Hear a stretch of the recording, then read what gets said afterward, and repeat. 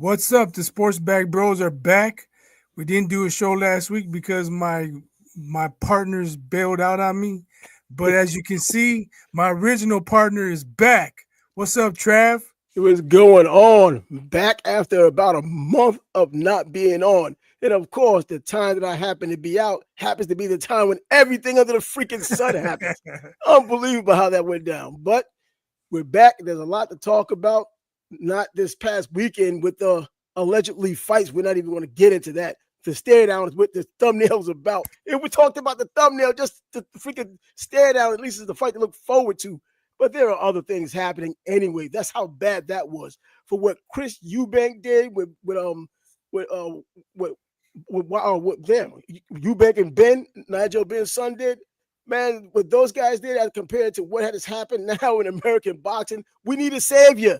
Inoue was that savior yesterday, but he's Japanese. Come on. Yeah, but him and Cardenas, that was fireworks last night. That was fire. I wasn't even expecting it. He showed a big heart. He dropped the monster, but to the monster's credit, he came back like a true champion, and he was all over him. Oh, absolutely. What's up, David? What's up, Dave? And when I realized in that fight that Inoue got caught with that left hook, and he got caught again with that left hook that buzzed him, but he was kind of able to fight through it. Now, I'm not going to say wait till he fights somebody else that has a left hook, because Cardenas was a good damn fighter, and he's fought good fighters. But now I think there's more video of him getting caught with that left hand and something really happening with him. This isn't the first time he has been knocked down, but this left hand was the reason why he went down this time. It was a damn good left hand. He was right off balance, and it was powerful. He slipped right into Cardenas, slipped right into the angle, caught him with the left, and it landed perfectly. Cardenas was throwing one-hitter quitters, man. He was throwing that left hook with everything he had. He was throwing the right hook with everything he had. But Inoue, he smartened up. He started avoiding it. He was making them miss bad, and he countered him. Yeah, he was sitting on those punches. He was certainly sitting on every punch, especially when he realized he was able to hurt him. But Inoue getting hurt that early and still closing the show in the 8th round against because even before Cardenas went out, before they stopped the fight, and some people claim it was a bad stoppage, it would have been inevitable if it wasn't stopped then. It would have been stopped later on. But he went down on his shield. There's just no way around it. Yeah, for sure. I thought it was stopped a little bit early, but the end was inevitable unless he landed another crazy left hook or right hook, which Inoue was looking out for, and I don't think it was going to land. So I think the ref made the right decision. Yeah, but I saw some instances where Inoue, even though he did get caught with that left hook, he wasn't necessarily protecting with it all the time. When he went on offense, it's almost like he just forgot about the defensive part or even bringing it back because he was so busy trying to get his get back. And he was doing it because he has quick hands and powerful punches. He can get away with that. But there's going to be someone out there that kind of slips that and doesn't even necessarily have to have a lot of power. If you look at Sardonis' record, he doesn't have power. It doesn't look like he has power, but I'm never going to say that a puncher can't crack an egg like people say about guys who supposedly can't hit hard, like even Devin Haney or even Pernell Whitaker years ago. Those guys get hit freaking hard. They just don't hit prodigiously hard like George Foreman, Ken Norton, Julian Jackson, and all those kind of guys. Yeah, they also didn't really sit on their punches either. They weren't looking for knockouts. They were just trying to be defensively responsible and score. Well, with Pernell Whitaker, when he needed to do it against Hurtado, he sat down and he got him out of there, man, with that power shots. So, yeah, enough with that. But the NBA, now we kind of ignored the NBA for the most part, most of the season. Because the games were boring during the regular season. There was really nothing to talk about during the regular season. Some things happened. I thought it would get better. It starts percolating, but it didn't get to where we're used to seeing it.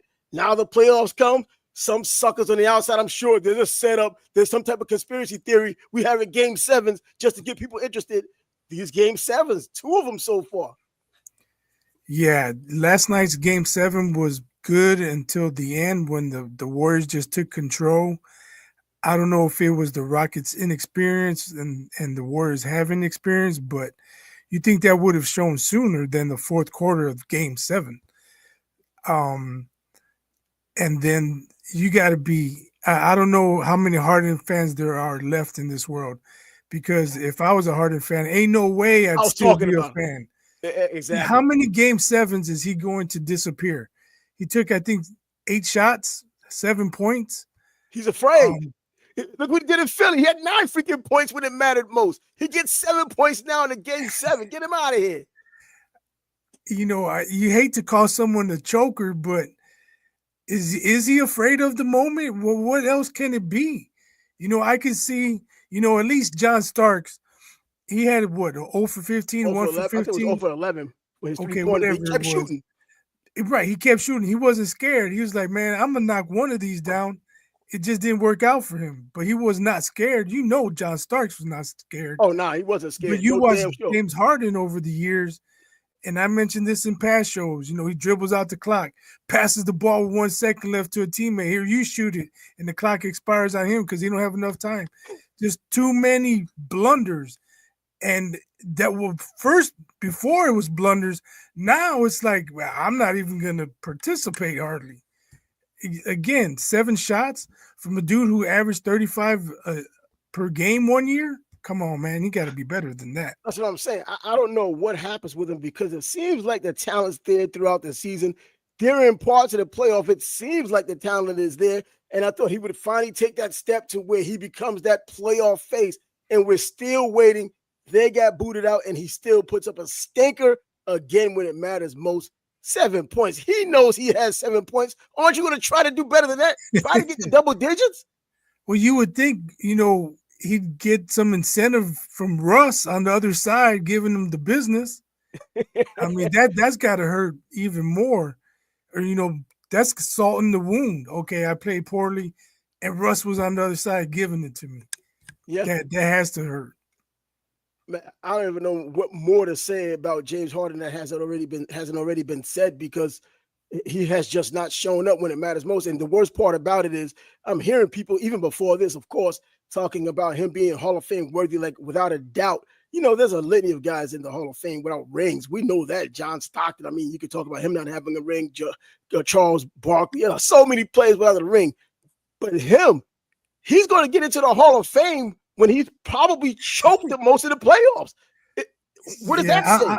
I'm trying to think of someone who's had a worse playoff career who was considered a superstar. I can't think of one. There've been a lot of superstars who didn't win championships. You alluded to it. Guys like Barkley and Drexler. Yep. But they shined. They shined in the playoffs. They just got beat. It's no negative to go out there, play your best, and get beat. Hey, you gave it a shot. You just came up short. You can't say that about James Harden. Nah, and when the more you look at him, the more you start thinking under all of the hoopla, above all things, he's still a 6 man in freaking Oklahoma City. This is a 6 man out here. We try to make him a star, and we see what happens when the lights are on. In regular season, he was a baller. Playoffs, he disappears. Where's the APB? You got to put his face on milk cartons. Milk cartons. You got him milk cartons in the frozen food section. Damn the dairy section. But I feel bad for the Clippers because maybe it should not have gone to Game 7. That dunk by Aaron Gordon was after the buzzer. Aaron freaking Gordon, how about him? Yeah, I mean, he's been balling, man. That's what I'm saying. I never looked at him as that kind of baller. When you talk about Denver, you don't even mention him when you didn't in the past. Now you mention him, he's pretty synonymous with Jokic now. Jokic and Gordon. Jokic, what? That's what it is. Well, that game still would have gone into overtime, I think. But, that took away their opportunity to go up 3-1. And it took me like 5 minutes. I got the replay. I was on YouTube. It took me like 5 minutes to pause it exactly when the light came on. And when it came on, I finally captured the image. And his hand is still on the ball. So when the NBA came out saying we confirmed he had released the ball before the light came out, bullshit. You didn't confirm jack shit. I got the evidence. I got the proof. And then they want to say, well, you look at it from this angle. Well, yeah, it's out of his hand if you let it play another frame. But the instant the light comes on, the ball was still in his hand. I don't care from what And that's angle. what counts. What are these referees looking at? They supposedly have the best of the best when it comes down to the cameras and the slow motion, and their professionalism is on the line, and they still make calls like this. Someone at home can make a better call, and it may be the right call more so than what they're doing. But yeah, the Clippers are out of it. Well, and now Denver moves on. And how about the Lakers? Hell, I haven't been around in so long, man. We're just watching the Lakers. Hell, the Lakers cost me a freaking $100. I'm still complaining about that when it comes to the See, Golden State Warriors you game should a have while known, ago. man. The Lakers, I really Ant-Man, bet them. Superman, Batman, Lakers at 5. um, that's what Anthony Edwards said up walking to the locker room after they beat him in Game 5. You know, I was saying after Game 1, Etta James, Jesse James, LeBron James, T. Wolves in 5. And I keep tweeting to Shannon Sharp, but you know he's in hiding with all that he has going on. That's another thing I missed while all of this hiatus and almost dying comes through play. Yeah, Shannon Sharp in the front of the news, and even the NFL draft in front of the news. Shedeur Sanders going down into the draft. I know it's old news now, but it can't stay old news because he keeps doing things that keeps it on the front page or keeps him on the front page. And Travis Hunter here in Jacksonville. You know what? I'd never really cheered for the Jaguars wherever player they had gotten. This is the first time they made that freaking move to this freaking second pick, and then took Travis Hunter. I thought it was like I was at a freaking Jets game. And I was, what the hell? You know what? Jacksonville needs a player like that, not even just for the ability on the field, but what he brings with his aura from outside. And it's not even a bad aura, just knowing that you may have history in your hands with someone who can now do that on both sides of the ball a little bit more than anyone else has done it. He doesn't have to do it full time. Just be a presence on both sides of the ball enough for people to say, damn, it hasn't been done. He's Ohtani. Now, I know I heard the argument about Ohtani not being the toughest. Bro, two different sports. I'm not even going to make the argument. Yeah, it's hard to compare. You can say, I mean, football is a tougher sport. Absolutely tough sport. But when you throw over 100 pitches a game, you can't tell me that arm's not under more stress. Oh, without a question. Arm and elbow. And then you go out and you're still batting up on those days you aren't pitching. So you're not really getting full rest because you're still extending that arm. And, you know, you have your throwing days as a pitcher when you're off. So it's never really over. I think people take for granted the way it's done. I don't think they give baseball enough credit. And then you're talking about 162 games. It's not like he's going to play 162 games. But when you're pitching and you're out there on the field and you're batting up and you're excelling at all of them, we haven't seen that since Little League. Little League does that. Danny Almonte doing that. That's what he's doing. Yeah, but Danny Monte was doing it against little kids. He was in the That's what I'm saying. This dude was doing it against allegedly the best of the best. And I can't even say allegedly anymore. The entire world is involved in baseball. And if you're the best there, you're just the best on the planet. Right. But back to, you mentioned Shedeur Sanders. It's been tough being a Bears fan. Hopefully there's a light at the end of the tunnel now. But at least I'm not a Browns fan. Can you imagine they draft Dylan Gabriel, in the 3rd round? Yep.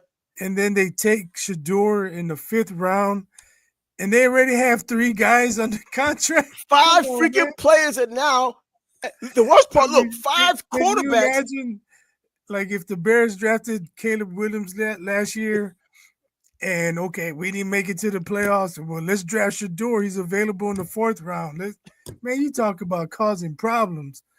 Hey, at least we're not Browns fans, Bears fans. But Browns fans have been doing this for years and years and years. 5 quarterbacks on the roster, and the best of those quarterbacks is still Joe Flacco. It's not even Deshaun Watson. He's the most expensive quarterback. He probably won't be there for long. But Joe Flacco looked like he's going to go into camp with a job his. He's going to start in September with the job his at number 1. And now you're looking at Dylan Gabriel. I was never overly satisfied watching him. I never thought he would be a quality NFL player. I knew he certainly wasn't a 1st rounder, but they thought enough of him, and it's the Cleveland Browns. So them thinking that you're a 1st rounder is equivalent to another team thinking you're probably a 3rd rounder. So I don't get what the Browns are thinking though. Like, I don't know. They passed Shedeur. 3 times, Right. Why take 4 him times. at that point? Like you either don't believe in him or you do believe in him. And then you spend a pick on him in the fifth round to have to come in and compete with four other guys. I was surprised, maybe a team like Kansas City or a team with an established quarterback, bring him in and you learn from this guy with no expectations. You ride the bench, and if the starting quarterback goes down, you get an opportunity. But you're coming in, no expectations to start. Instead, a crappy team took him, and now there's more disarray in the quarterback room. Historically crappy at that. They're a historic franchise and historically crappy. I never got your spiel or your opinion on this so-called collusion that there was someone, especially according to Dr. Umar Johnson. I know you probably don't know who he is, but I think I people know kind of who he know. is. Yeah, he's saying just He stuff. be talking shit about Eminem all the time. He talks shit about anybody who's non-black. Come on, that's just what he does. But he's saying that pretty much that even Roger Goodell was part of this collusion to let Shedeur drop in the draft.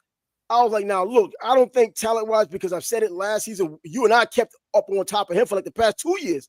And at one point, I was like, you know what, he may be a first rounder. And I was like, maybe late first rounder. And I thought second rounder. That's where I stopped. And then now, him going to the fifth round, it has more to do with no football than the actual football. It has to do with everything that had nothing to do with football. The personality and the way players are looked at now and the money you're giving these players, even as low draft picks as quarterbacks, and potentially all the money you're going to have to pay them in the future if they did do well. That's what this is all about. Him dropping in the draft probably wasn't necessarily X's and O's. I think it was more personality-wise. I know I talked to one guy.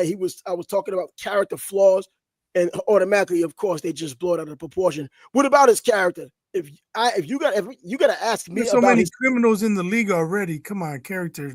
They don't care about no character. the character flaws, but I was explaining to him the character flaws. He's not a thug, so I don't know what people are talking about this thug, because I've seen people call him a thug. He hasn't done anything that's thug worthy, especially on the NFL level or even athlete level in the professional sports. I'm talking about coming across as being stuck up, kind of being like condescending, according to some people, I guess. And then you get to hear about when the process of going into the draft and getting drafted came about, the things that he missed, the things that he talked about during these so-called meetings or these real meetings, and how he behaved during those meetings. All of those things that added up, not participating, not going to the Senior Bowl, but going to the Shrine Yeah, he Game didn't because help it was in his himself. Yeah. hometown. The East West Shrine Game, he goes there because it's in his hometown instead of going to the Senior Bowl where you belong. Because in the Senior Bowl, it's not even really about how you play. They've already seen enough of that. It's all about practice that week. They want to see all these X's and O's and the things that you correct when they tell you to correct them. That's what it's about. And he just nullified all He of just that. blew it off. Yeah. Yeah, so if you blow that off, that's the character flaw we're talking about. He's not a thug, so I don't know where the hell they get that from. I haven't heard about him fighting. I haven't heard him doing anything outside, getting tickets and all that type of stuff, doing craziness. He hasn't done that. But he's done a lot of things that teams don't like and they think will ruin a locker room, and this is the result of it. And now this collusion nonsense people want to bring up in their freaking 5-cent brain about collusion and some conspiracy theory of the white establishment talking about 70+% people in the NFL who are non-white. Yeah, I think it was foul what they did to him. There's no way he's better than fifth rounder. He's better. Yeah, He's better than Dylan Gabriel. There's a lot of guys got drafted before him that should not have. But now it is what it is. Hold on. And so it was probably early fifth round, and I was like, man, he still hasn't gone. So I posted what's being done to Shedeur is foul. And I had a friend say something like, it's the NIL world now. This is what happens. I'm like, college NIL has to do with his draft status? That made no sense to me. That's ridiculous. I don't. So my point is, people say a lot of things that don't make sense. Yeah, of course. They say stuff, because today's Monday and oxygen is still free. Don't breathe tomorrow because there's a tax on oxygen on Tuesday. That's exactly what it is for them. They're just saying things because they can say it. They can't even defend what they say. And if they did, they just circle around and talk in circles and well, the word salad just comes about. I've heard so many arguments, or at least seen so many arguments about why he dropped so far in the draft. He still shouldn't have dropped so far, but if it's based on the individual teams or the war rooms of those teams, there's a reason why they did it. Maybe they think he will be a cancer in the locker room. We've had, as you already said, thugs and criminals in the freaking locker room and on teams. No one really cares if you're good enough. But when you're somebody that has Richie Incognito, come on. Richie Incognito, but I'm about to say his teammates liked him, but he was bullying one of his teammates. I forgot about that. He bullied one of his teammates pretty much out of the NFL. You're talking about cancers in the locker room. That dude is nuts. Yeah, he had an incident at Nebraska. That was his original college, and he ends up transferring. And then his dad went on the Husker page because people were like, that's not what Nebraska players do. We don't condone his actions and this and that. His dad came on there and was like, "You guys don't know what toughness is. You don't want tough players on your team anymore. This is not the Osborne days and blah blah." Like, man, shut the hell up, man. Your kid's a fucking nut. Wait, was he playing under Osborne?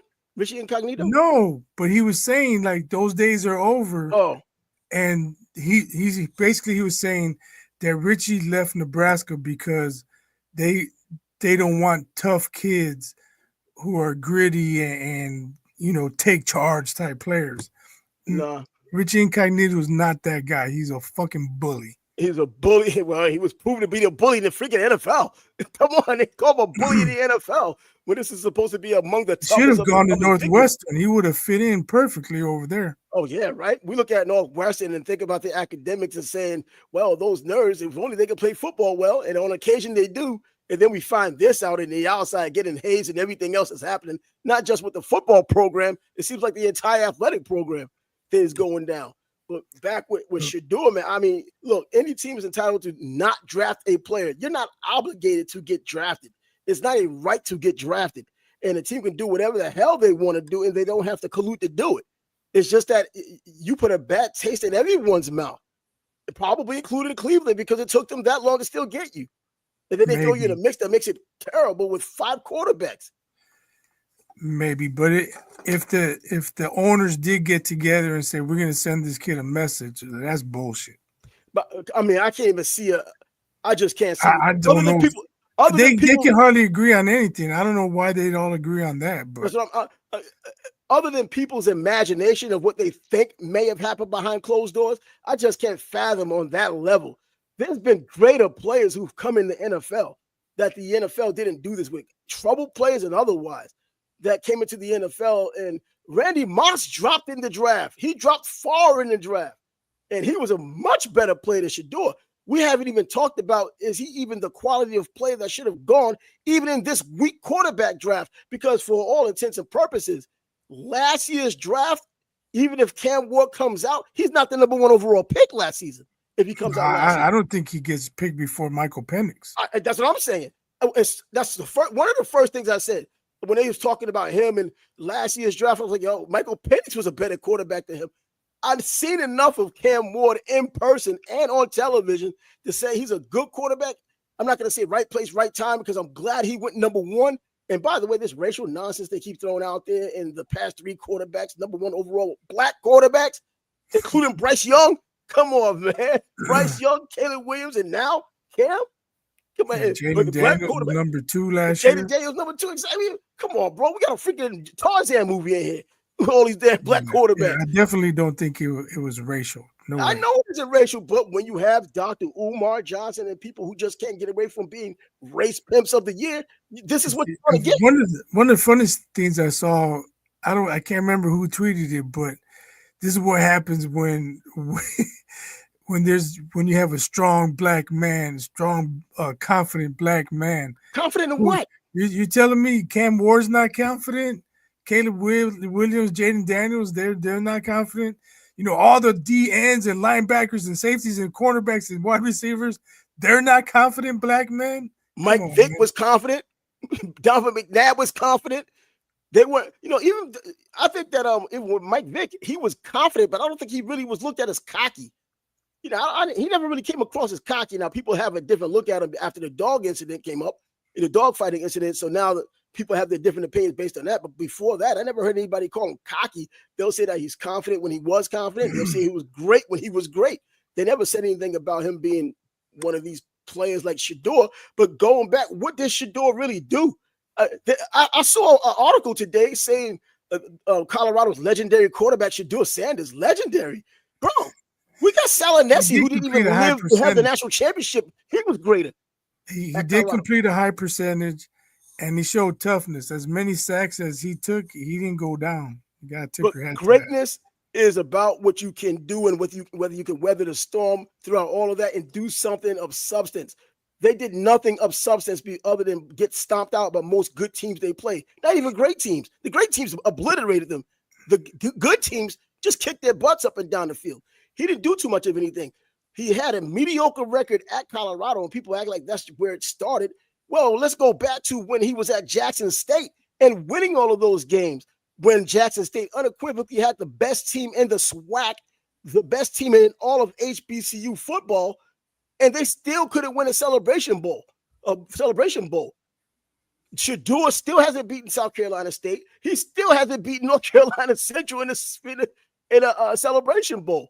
So, and then, he did start his career at South Carolina. He couldn't get snaps there. So this guy's bounced around before NIL was a thing. Yeah, but we had a question. You want to address it? Larry Holmes versus Klitschko.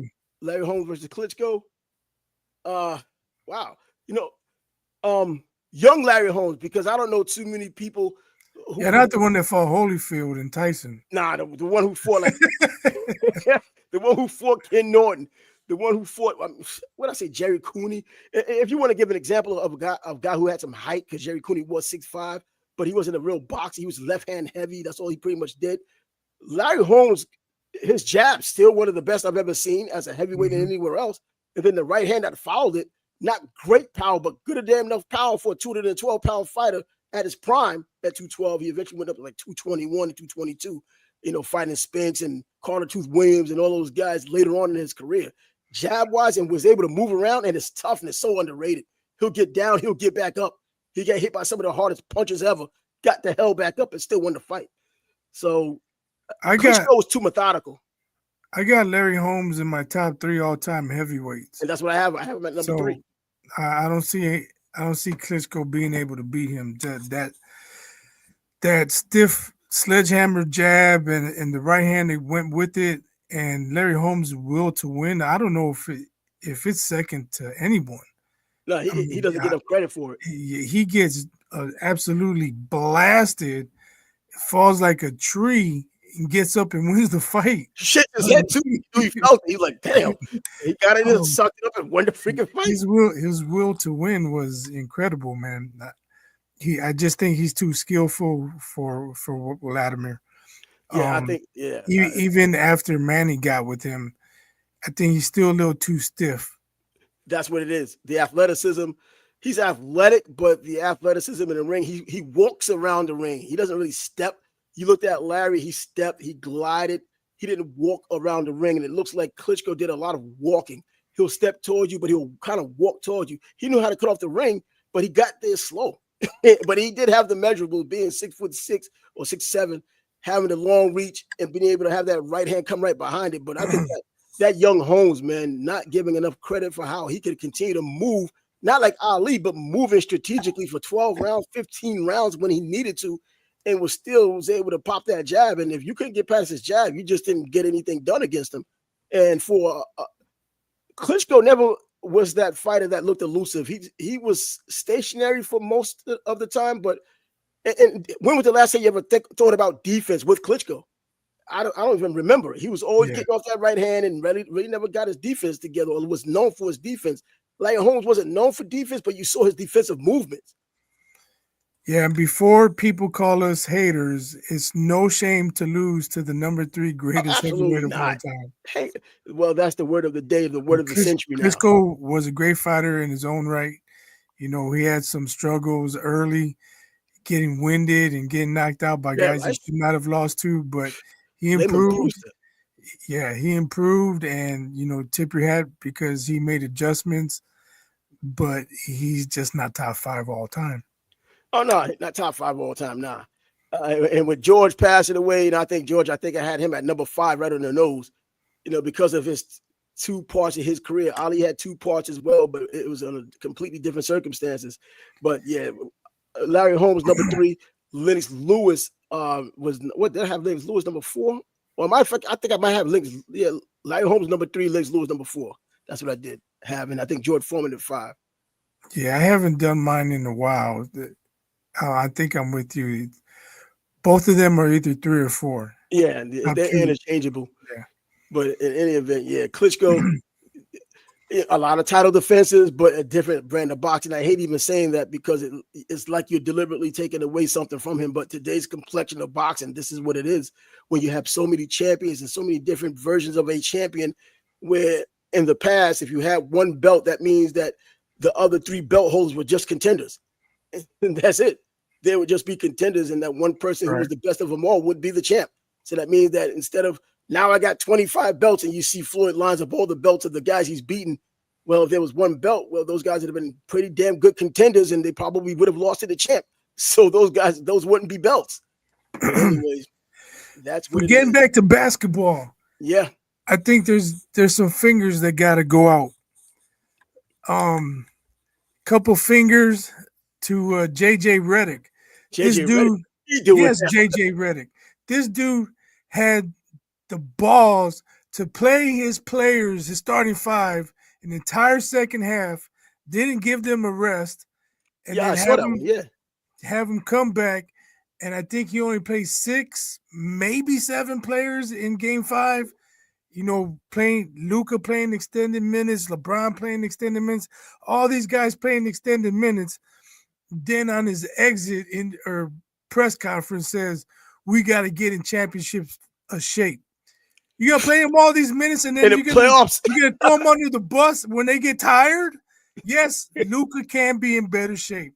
But come on, man. You can't have it both ways. You can't run them into the ground and then complain when they're tired. And that's true.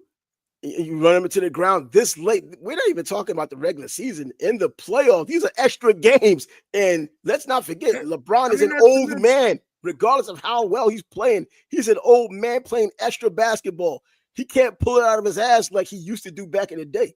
Right. And then you look at LeBron's numbers in the fourth quarter, 0 points, 1 game, 4 points. He's tired. He's tired. He can't do it for 4 quarters anymore.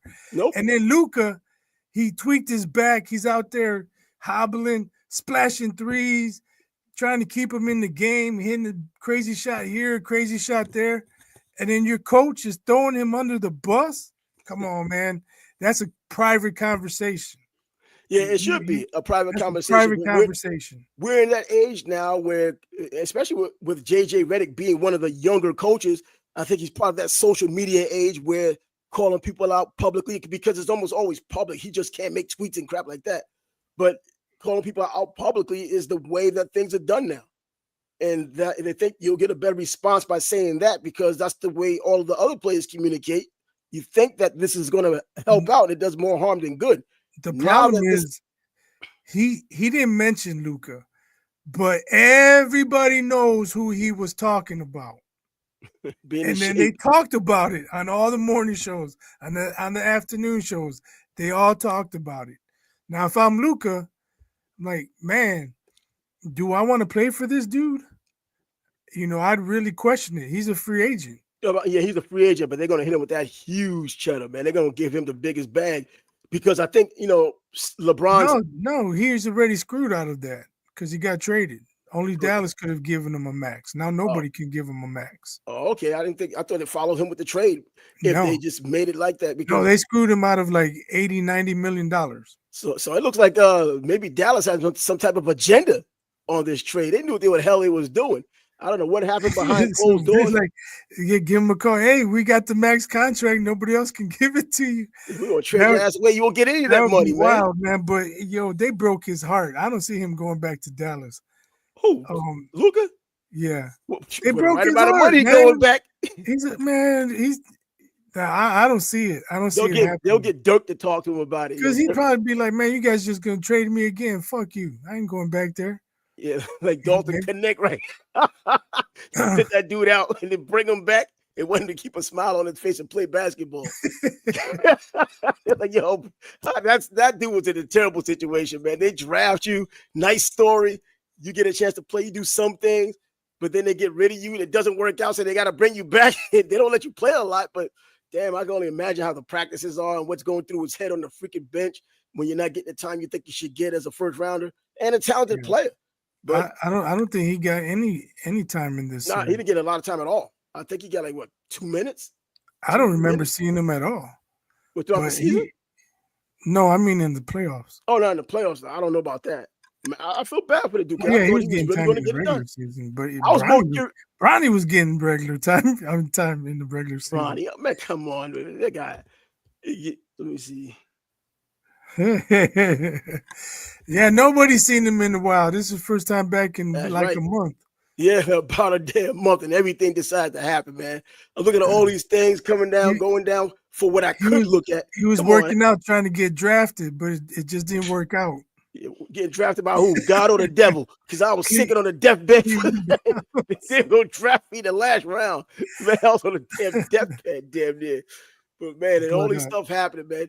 Did you have any opinions on Shannon Sharp's nonsense, or is it just gossip, or is it just sports worthy? I don't know. I really don't have an opinion. I don't know the facts. I don't know if we'll ever know the facts. I just know that when a 50-year-old dude's messing with a 20-something, it's not always going to work out the way the 50-year-old dude wants. It depends on what the bag is going, because he was looking at $100 million. He was all this time. I thought he was on his own as an independent. I didn't know that Colin Cowherd had him under his company. I didn't know any of that. I thought that, Shannon's a big enough name to start something on his own. You see all these other cats out there, Shannon Crowder, Fred Taylor, guys started things on their own. I tell you what's disappointing though is he took a leave of absence from ESPN, but he still does his podcast with Ocho Cinco. Probably because ESPN kind of forced that step down and take a bit of a hiatus. They're Disney, as they talked about. They're part of Disney for what good it's worth. And they don't want that associated at this moment with what Disney supposedly represents. We don't need this guy with an OnlyFans chick and this issue going on, and now the recording. Supposedly, exactly. But hey, the audio is the audio. Now, I didn't think as smart as this guy claims he is, how can you not listen to what she was saying and not think you're being set up? If you know someone, you kind of know the flow of your normal conversations. If it changes when things are getting a bit tenuous and this is somebody who's kind of sketchy to begin with, you should be able to pick it up. When she's saying, well, I don't want to get choked, so I guess I better go. Who the hell says that? Come on, man. You said she was saying things that, saying things that these are the setup questions. And maybe she had that scumbag lawyer, whoever he is, line up the questions, ask him, get it on video or get it on audio so that you can run it like they did. So now he's getting embarrassed and all this stuff is coming out, blah, blah, blah. Now these other women are jumping on the bandwagon, as you could expect.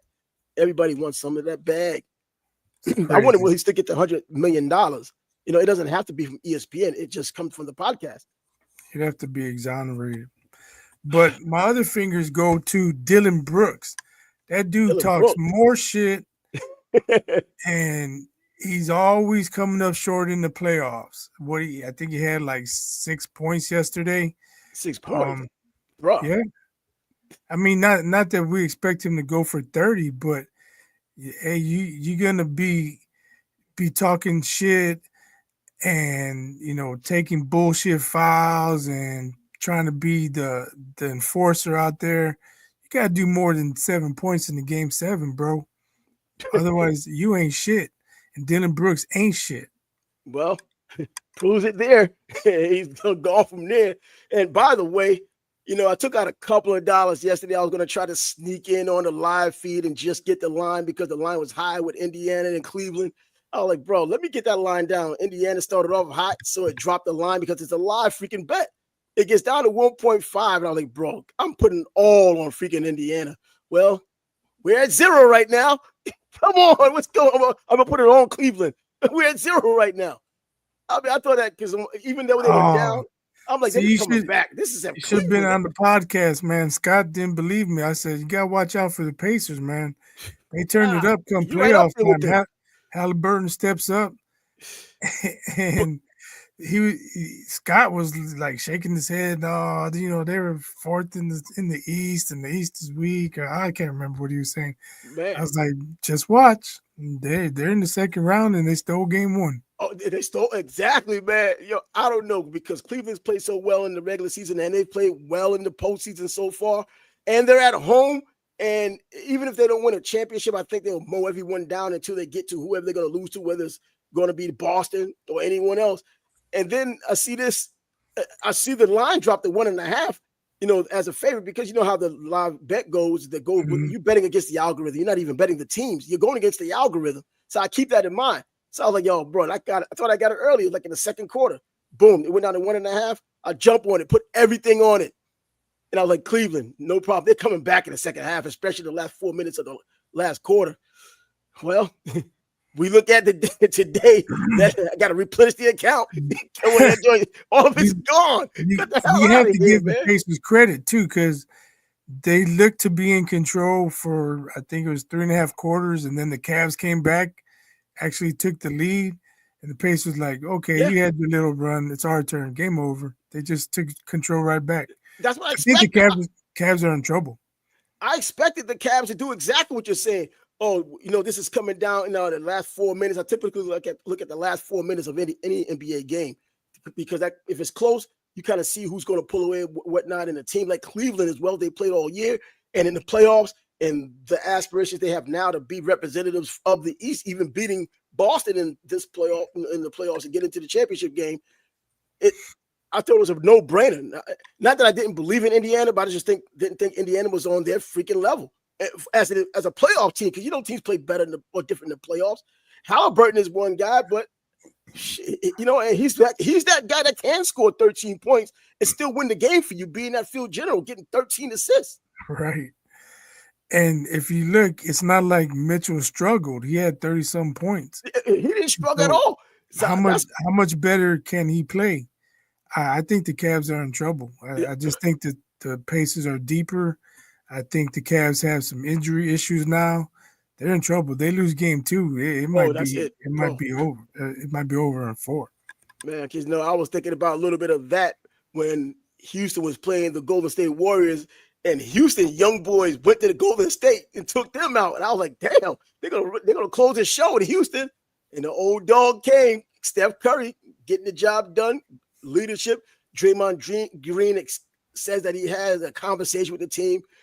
Took accountability for like the first time in his career in that meeting, spoke to the team, and they played like it, and they had really no problem in that on the road against that young team. But of course, I think everybody likes what they see in Houston. I saw that coming along, and I thought Detroit would be the other team doing it, but Detroit is also playing well. It's just that they're not. I think Houston's way ahead of them right now, but Detroit is also playing well. So seeing those two teams in the playoffs is a good deal. Or Yeah, was. definitely. Houston, they're going to be scary for years to Yeah. come. Yep. Depending on, see, people are saying they need to go out and trade KD. Now, if you do that, who are you giving up? At this point in KD's career, well, basketball, you got to trade salaries pretty much. You're not just trading the person. So you got to trade salaries. So I don't know who's going to give up. Do you think the day of the super team is over, the big threes or even big twos now? You think those days are over? Or are their players really just going somewhere to win a championship? Like we just had that trend of that for like a period of time with those, obviously I don't know if it didn't start with Miami and LeBron, but it was a little bit more pronounced with the Boston Celtics and then Miami, and then you see what happened in Golden State when KD went over there. Just adding that piece that either blows teams out or puts you over the hump. It blew teams out over in Golden State, and it just puts you over the hump if he goes somewhere else. It's supposed to have been that place was supposed to have been Phoenix, and it just didn't work out.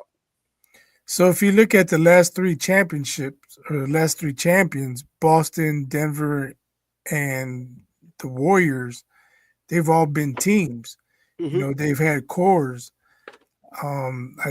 The Warriors, that may have been an anomaly. It took them a couple years to recover from KD Yeah, leaving, Steph getting injured.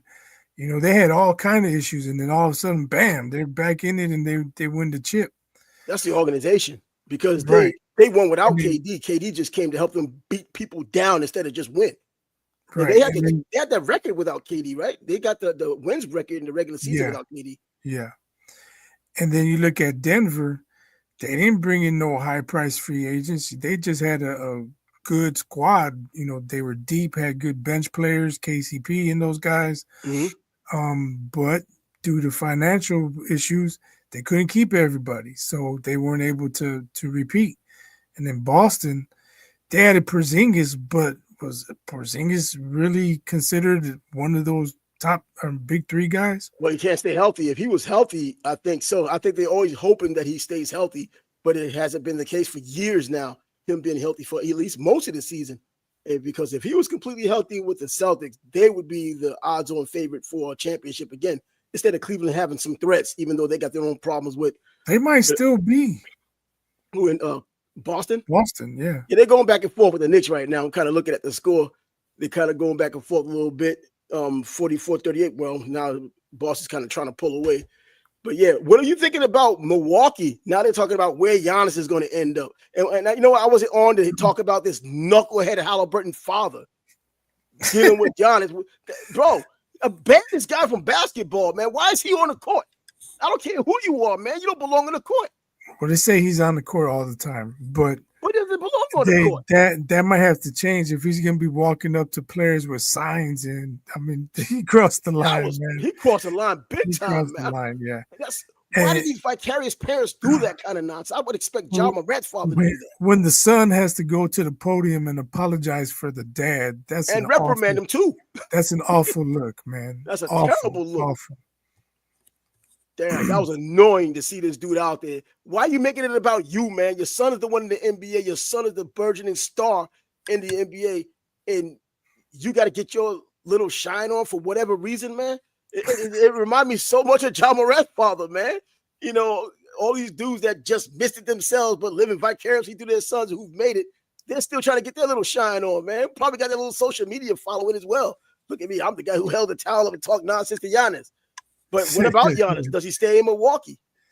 You know what? If I'm Dame, they say he stay in Milwaukee with those injuries. They say he's coming back, but how far back is he coming? Because that Achilles ain't no joke. Achilles it's not like he's 26, 27. He's in his mid-30s now.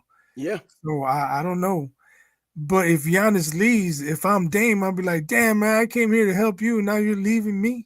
Yeah. But then I think the biggest problem throughout all of it is Doc Rivers. Why was he hired to begin with? He's supposed to be that defensive guy, and they haven't been defensive. In fact, they've been offensive. Offensive, not offensive. You got to look at that roster, though. You can make Doc Rivers the coach of the Lakers. They're not going to play any better defense. Austin Reeves, he's a turnstile. Luka, he's not even a turnstile. Slow feet, man. Luka's a cone. Luka's a cone in a parking lot during the driver's test. Just stands there. So, you can come up with strategies and game plans, but if you don't have the horses, nothing's going to work in your favor. But this is what he knew he had coming in. And knowing this defensive coach, when was he ever really known as a defensive coach? I mean, really a defensive coach. They're still talking about what he did in Boston with those players. Yeah, I don't know. What he did with the Clippers. Did he have what's his name? Oh man, I can't just blew my mind. That brain again. What's his name? First pick overall out of Oklahoma. I know I can't think his name. Blake Griffin. Yeah. But I still talk about Blake Griffin's injury in his rookie year before he even got a chance to play. That threw his whole career off course. If that dude doesn't get injured, talent-wise, I've seen him play at Oklahoma. That was one of the players I thought would be a guaranteed absolute superstar if he hadn't gotten injured. But he did, and that's just how it goes. Basketball, any damn thing else. But as far as Giannis, to me, the perfect spot for him is Golden State. Golden State. He fills the their Oh, need. hell yeah, he filled that need They with need a that big big man. man. They need Yeah, a big man, they've been needing that and for years. right. I've been saying that. I've been calling him dumb Levy for a couple of years now for not bringing in the big man. That's Scott. Yeah. Um, Go with Celtics. Yeah, the Celtics are playing a little bit right now. Hell, they should. They're at home playing the Knicks. Did the Knicks even beat them at all this season? I don't even I keep don't up with think it so. anymore. For Scott would real, know, man. but I Yeah, don't he know. would know. Yeah, But him, as far as Giannis, people are talking the Knicks. the Knicks. Yeah, Knicks. Um, Well, him uh, and Jalen Brunson get together, but Brunson can't stay healthy his damn self. And now when Giannis gets to New York, all of a sudden he'll get this injury bug. It just happens that way. Kind of like Aaron Rodgers gets an injury bug. Dude doesn't get injured his whole that's why I freaking say career. Golden State is the perfect landing spot for that. It would be. It would be, and they'll be the odds-on favorite with him to win another championship. Yeah, Excited. I was kind of disappointed in Steph yesterday in the first half because I was like, me and my son were watching. I was like, look at Steph. He's just standing there. He was letting other people shoot. Like they weren't. He wasn't even involved in the offense. He's just often on the wing or in the corner, just standing there. And then when he tries to go somewhere, they grab him. So the smallest resistance is like, oh, I can't get there, and just quits. And then when he did get open looks, he missed them. A couple of them were bricks. Who's Steph? Yeah. Wow. One from the corner hit the other side of the rim. It was almost an air ball. I was like, wow. I was like, this dude, and and he kept calling for screens, and kept getting double teamed on every screen. So I'm like, stop calling for screens and take your man one on one. If you can't take your man one on one no more, then you need to retire. He got his assist yesterday. He did. And then second half, it's funny on Twitter, all these LeBron DICK writers saying, "Oh, if LeBron had the help that Steph had, LeBron would still be playing." And man, all this bogus stuff. They call him the luckiest player ever. Who, Steph? Buddy Hield was carrying him last night, and Buddy Hield did play an awesome game. But when it came time in the fourth quarter, Steph was everywhere. He was going to the basket. He was splashing threes. He was stealing the ball. He was getting rebounds. He is the first Warrior to lead his team in points, assists, and rebounds for an entire series, and the oldest player to ever do it. So the fuck these guys talking about help? He is the help. Well, I don't know. Another game, another series in the NBA. The old guard, the Golden State Warriors, seem like they're moving on. I thought Houston should have beaten them, but of course they didn't. The young team still has to learn. You got to learn before you finally start doing something. If they could keep that core of the team together, it looks like they probably can. There's a lot of young guys, but there's going to be a lot of money that has to be paid eventually to keep these boys together and see if they could get a championship. And I think talent-wise, they're heading in the right direction. Reed Shepherd, who I was looking forward to watch they play need this to year. build around Shengun and Amen Thompson. Yeah, that's what I was thinking. I mean, it seems pretty damn obvious. I thought someone like Reed Shepherd coming from Kentucky. I looked at the numbers, and I know everybody was caught up on his numbers, shooting over 50% from three-point range, but he was a part-time player. They talk about he was player of the year in Kentucky, which is a basketball playing state coming out of high school and all that stuff. But this guy's been spending time in the G League. Probably shouldn't have been the number 2 pick overall. I was looking more for him playing defense because he is a defensive guy, allegedly, than offense, but he's not doing either, hardly getting on the court at all. So I think this is the throwaway season for him just to learn either on the court or off the court in the G League like he has. He has a second year coming up. But these old guys, like the Celtics, like the Warriors, the Knicks giving a little leg and pulling it back. I don't know what the hell they expect from these freaking Knicks, man. Seriously. Jalen Brunson's like glass. You look at it too hard, he's going to crack. Something's going to break. He's going to pre-game, whatever. He's going to injure something. Somebody's tripped over his foot, hurt his toe, hurt his ankle. That's the type of thing that happened to him. But yeah, I'm excited for these second round matchups. OKC and Denver. You got youth versus experience. Jamal Murray's a dog, but so is Shea Gilgeous. We'll see. They're still out there playing too. Yeah, and Chet. I I would not have Chet guarding Jokic. He could get into foul trouble. Then you lose Chet. But He could get some blocks because out there, the long because arms. Jokic is gonna do his thing no matter who's guarding him. So Jalen Green is probably too young and inexperienced. Maybe he has too much James Harden in him too. James Harden, he lost his heart. If he only had a Well, heart, when you score in single digits in 6 out of 7 games, and you were the team's leading scorer, yeah. I don't know. Well, shoot, there was a lot of damn basketball to talk about. I'm glad it's looking better now than it was looking throughout the regular season. Oh, I for thought, sure. with some of the moves being made, I thought that would kind of give it a jump start.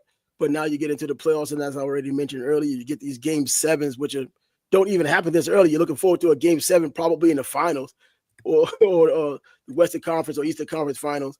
But you're getting them early, and it does matter, especially when you get a young team like Houston into a game 7. You get to see the little moxie of the young team, and you get some aspirations for next season. And just kind of, especially if you're a Houston Rockets fan, waiting for these players, waiting for them to come together. What else what do they add? The draft come up in June, and who wants to come through the free agency? Young teams like that can attract. Does Giannis go down there? Imagine that. To OKC? Yeah, no, go down to Houston. Or Houston, yeah. Well, Old lion teaching the you can young imagine lion. that, but then what are you going to do with Şengün?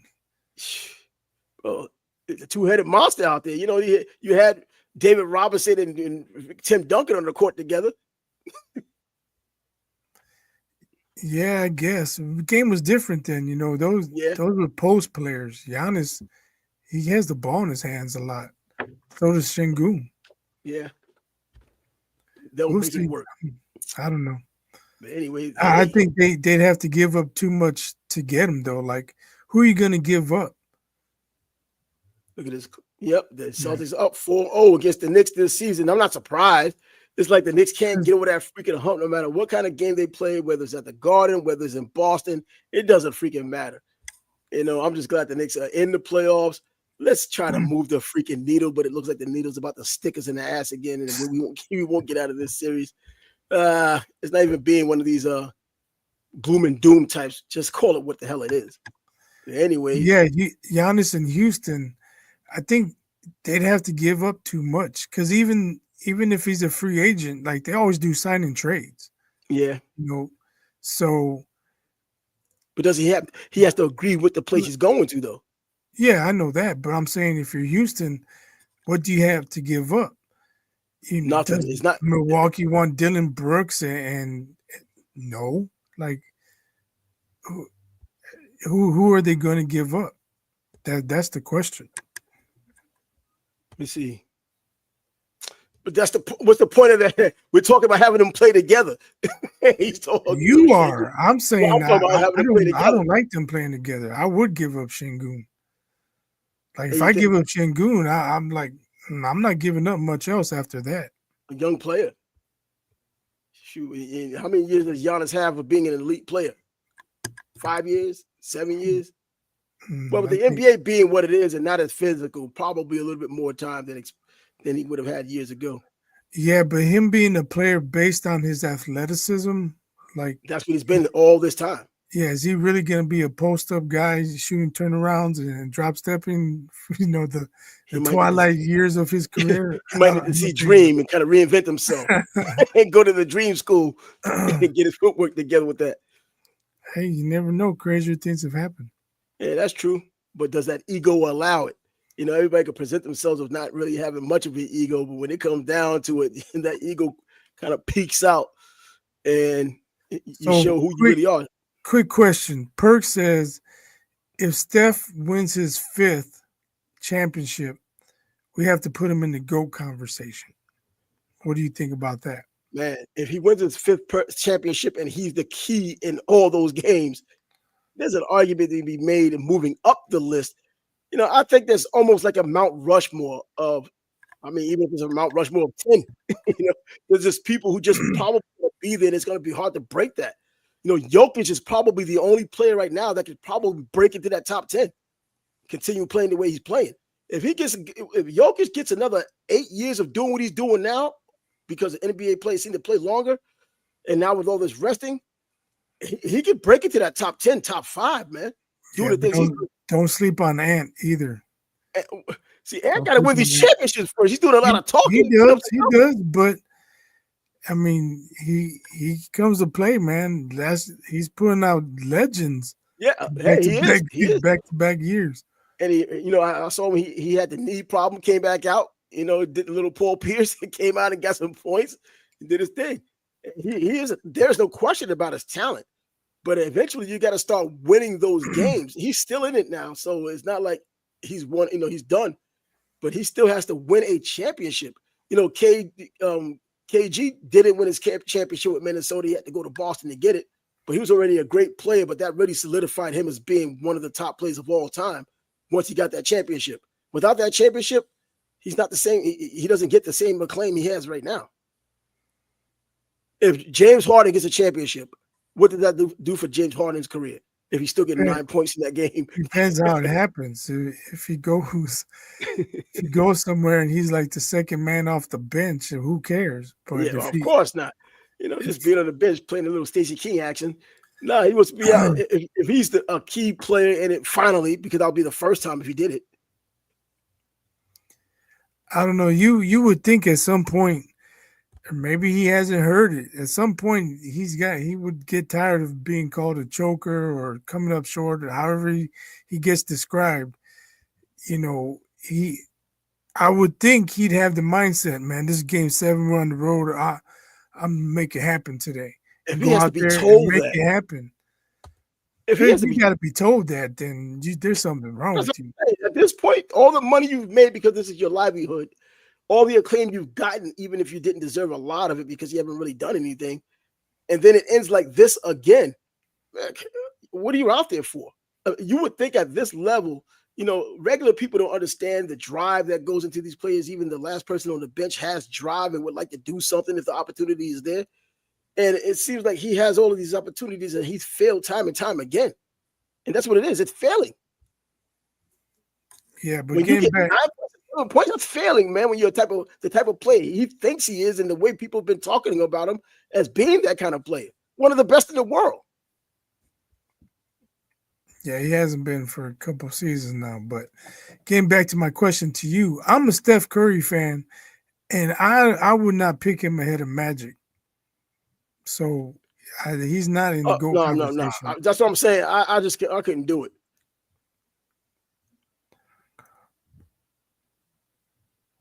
But it's William Haney. William Haney. I doubt that's the real William Haney. Bill. A guy came on a couple of weeks ago with me and Scott, claiming to be Terrence Crawford, said he wants to come on the show. I was like, well, holler at me. Of course, I didn't hear nothing. Oh, if you want to come on, if you're Terrence Crawford, even if you're Bill Haney, like this guy, come on in and we'll talk to you. Let me see. Devin Crawford. Man, come on. Bud, he'd get arrested for what he'd do to Devin Haney. Man, look here, that's what I'm saying. Come on now. Devin Haney fighting Terrence Crawford. I'm not even talking about after the way Devin Haney fought this past Saturday. Because this is his first time back. I really wanted to see what he could do because, how after what had happened against Ryan, and let's get this straight. PEDs, when you use PEDs, you do it for a reason. You don't do it because you want to be the same person. You do it because you want to be a super version of the person you are. Come on, performance enhancing means you're enhancing your performance. It does freaking matter to use them. But with that being said, I wanted to see how Devin Haney came back because that was a beating he had taken. Just that, throwing away, damn, I just got caught. Another single thing came up. I'm about to say throwing away what? But Devin Haney taking the beating he had taken from Ryan Garcia. I just thought that that like Aaron Pryor and even Aguayo after that first fight, their second fight was okay, but both fighters lost something. Aguayo just happened to lose more. Those big beatings you take.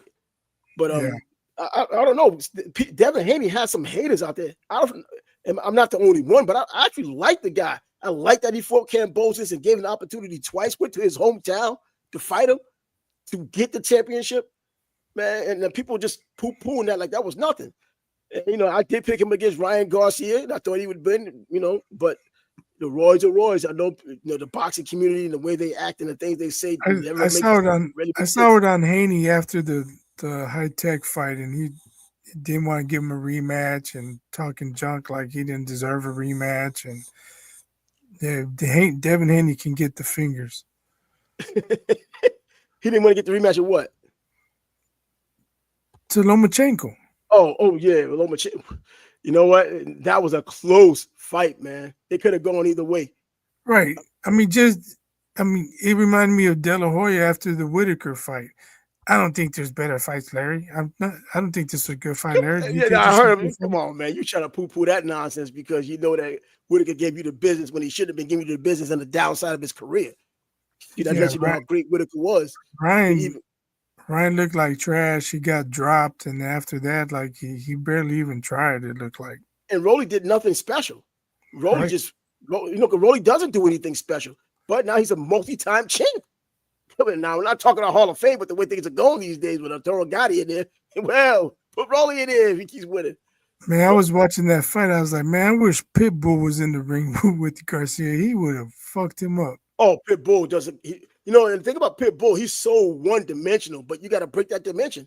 I don't know what more can Ryan Garcia do other than the left hook, because Pitbull eat your left hook and keep coming. Yes, Garcia did test positive for banned substances. Yeah, that's like the worst kept secret.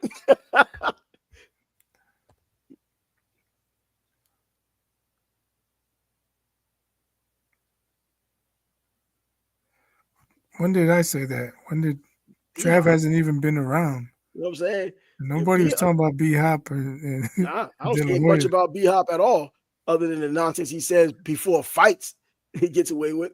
But outside I will say if De La Hoya and Bill Haney fought, it's not going to end up well for Bill Haney. Nah. It would not end up well for Bill if he fought Oscar De La Hoya right now. Dudes that fight like... I think Haney's in the wrong era. He needed to be in the era with Danny Garcia's dad. Yeah, Guerrero's dad. All of them. Yeah, when they had that little show. They could have had a Royal Rumble, man. The dads could have had a Royal Rumble. Yeah, and they were, Ruben and all of them claim they never lost a street fight. Ruben Guerrero always tell you, I never lost in the street. We're talking one-on-one. Not, of course, you bring some goons with you. Anybody can bring goons, man, if you got them around. If he don't have goons, of course he's screwed. But if he got his own goons, it's going to be a rumble. You got any spare goons, you bring them with you, man. That's what you do. And that's what happens. But man, this show's going off the rails, man. Yeah, it is, man. An hour. Let's shut it down, man. Bill came in here with his punch in the air, like straight from Boys in the Hood. Tired of this shit, start swinging at the air. Do you think Ryan Garcia can beat Devin Haney without roids? If Saturday was any indication, no. If they have a rematch, what Devin Haney showed last Saturday, God, if they had a rematch, because you just can't get it out of your mind, regardless if you know he used roids or not, whatever it was, you just can't get the mental part of that game. And I know fighters have this mentality that where they can just hold up and they just believe in themselves for just that one time and still get past it. I just don't think this is one of those deals, man. When you lost like that, even if you knew he cheated, you gotta have it on your mind, man. I mean, God. And another thing before all of these fights, remember when they were having these press conferences, you would think that Devin and Garcia were having their rematch press conferences. They were just ignoring their opponents like they weren't even there. Then Rolly was looking at them like, yo, bro, I'm the dude you fighting, and him and Devin going back and forth. Garcia and Devin is getting at it. But anyway. Let's shut it down. Let's get out of here. Deuces, welcome back, Trav. That's right. The Sports Bag Bros podcast is coming back at you, but it's now leaving on a Monday. A lot of NBA basketball going on, the playoffs in full effect. We're going to be getting down to the championships. Hopefully some game sevens along the way because we already had 2 of those in the playoffs so far. He's biased. I'm Trav. And it's time to sign out. Until next time. Deuces. Out.